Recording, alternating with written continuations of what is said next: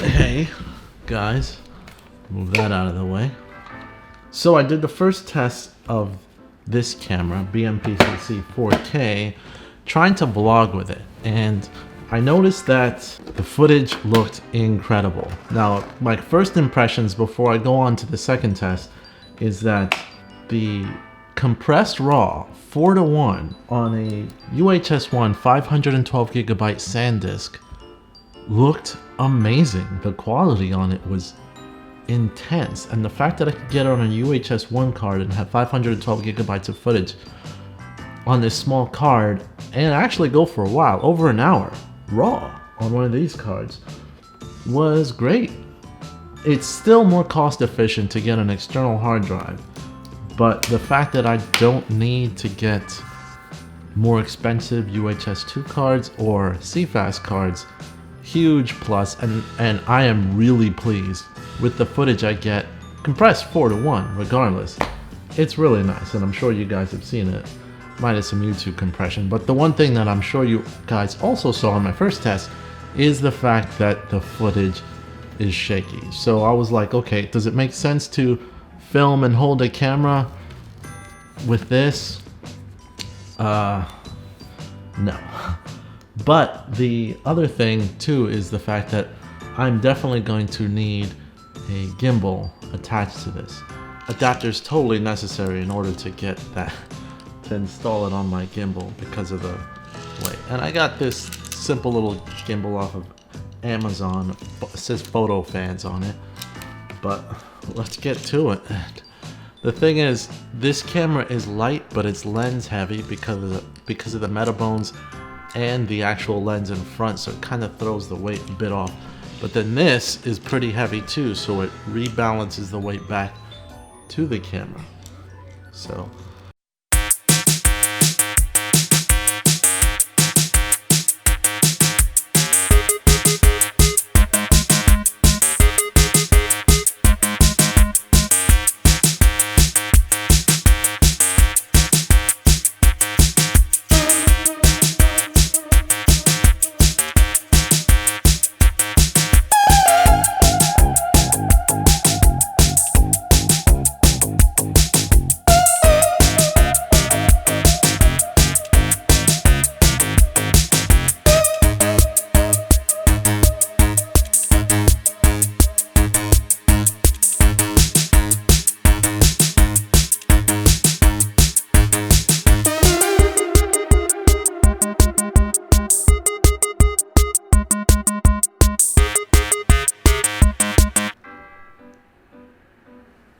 that's balanced correctly. Anyway, this is as balanced as I'm gonna get it. Now, one of the challenges of using a gimbal to vlog is the fact that you better use that, of course, can't have the lens, but you gotta balance it without the lens cap. But anyway, I'll push this to the side. Now, one of the challenges of vlogging with a gimbal and the BMPCC4K is the fact that the BMPCC4K uses batteries pretty darn quickly. So when you run out of battery, you gotta take the thing apart just to reach under the battery plate and switch it up for a fresh battery. Now, if you don't have a lot of time, that could be very time consuming, and unfortunately, that is very annoying, and it's almost, I'd recommend against using a gimbal unless you really have to for those shots. Best thing to do, in my opinion, is just use like a GorillaPod or some sort of small tripod or a large tripod where you can just get some standing shots whenever you need to speak or use the BMPCC4K a lot to vlog and actually look directly at the camera. But if you're going to walk around or get some nice steady shots as you're walking around, then I could see where the gimbal would come into play.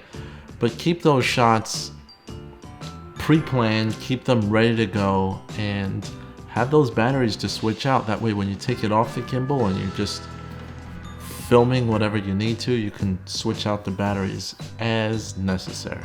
So here I go. I've got the BMPCC4K on the gimbal. Now let's see what it's like to vlog on this thing. Here we go. Now here I am under a bridge. Decided to leave my place and vlog a little bit, fix the angle. So I imagine that the footage is a lot more steady as I walk outside. My gimbal right here is like crying in pain because the balancing is a little bit off. But it's how it works. And it's about to start snowing. I don't know what's going on.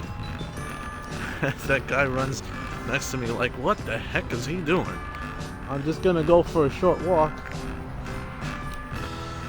Now because I'm outside, keeping me in focus isn't really that hard.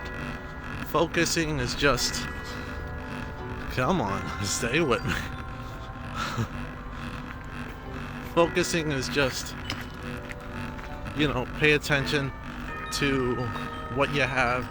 Keep your f-stop pretty high, like f12 or f15. I really picked a bad day to vlog. It is cold. And I got a short schedule because I'm gonna go, and I can't take the camera with me to where I'm going, unfortunately. But on this limited time limit, I at least wanted to get the walk to see what it would be like to hold the camera. You know, this camera may be lighter, but it is. Now I'm gonna start walking back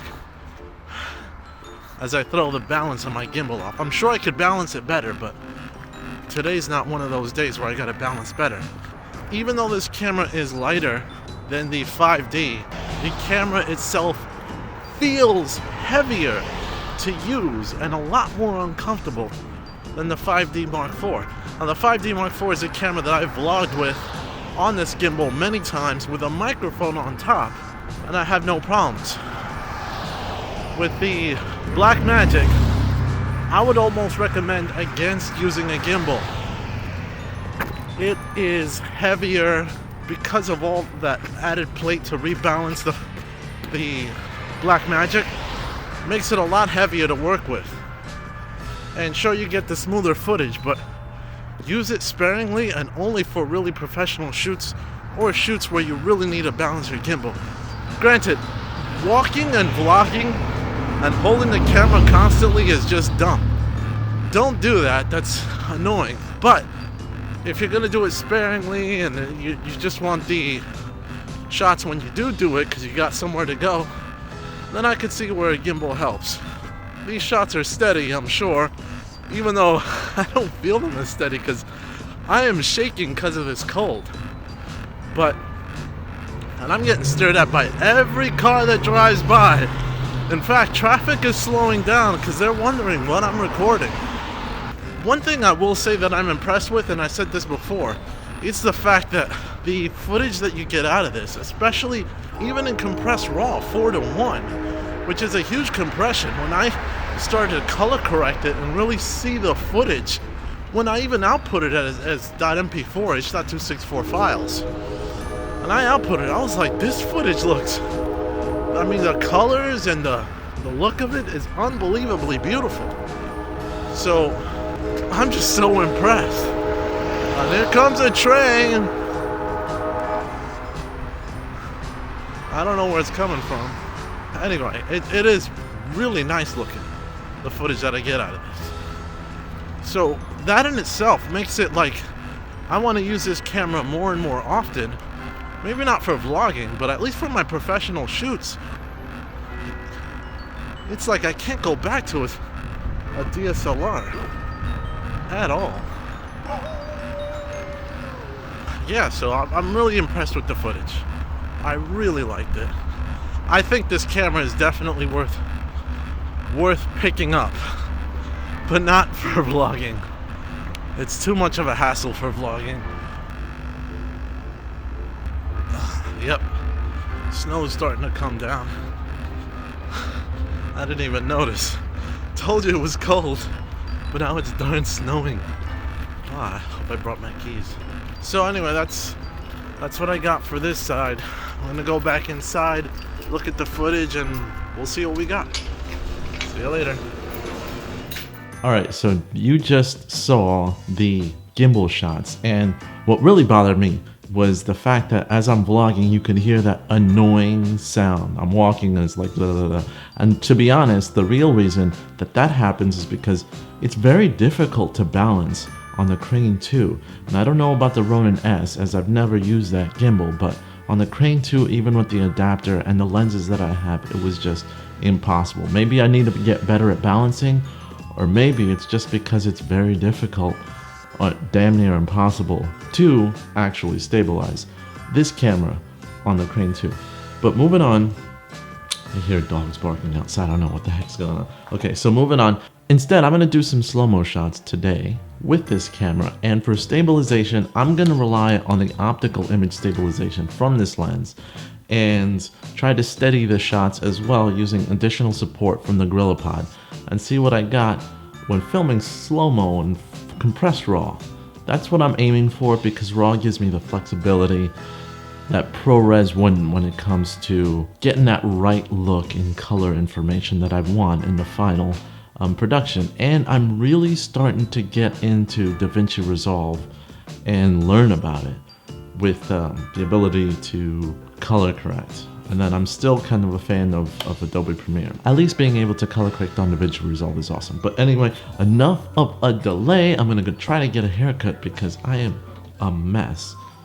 And I'm gonna get my shots. Let's go.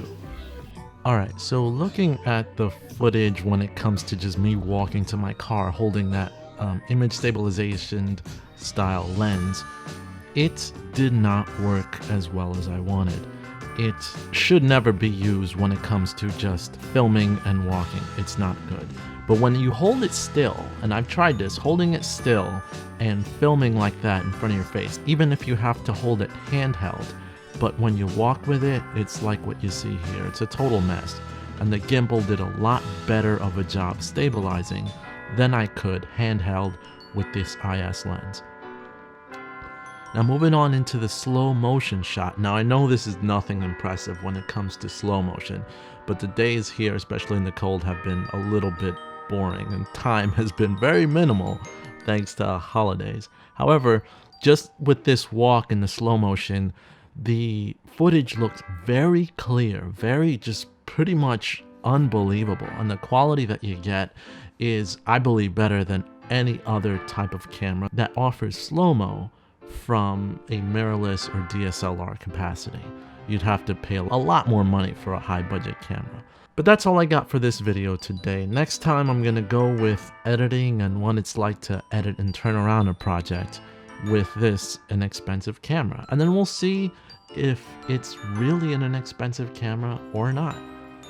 Anyway, as always, like, share, and you can make my day if you subscribe today. This is Magnus, and I'm out. See you guys later.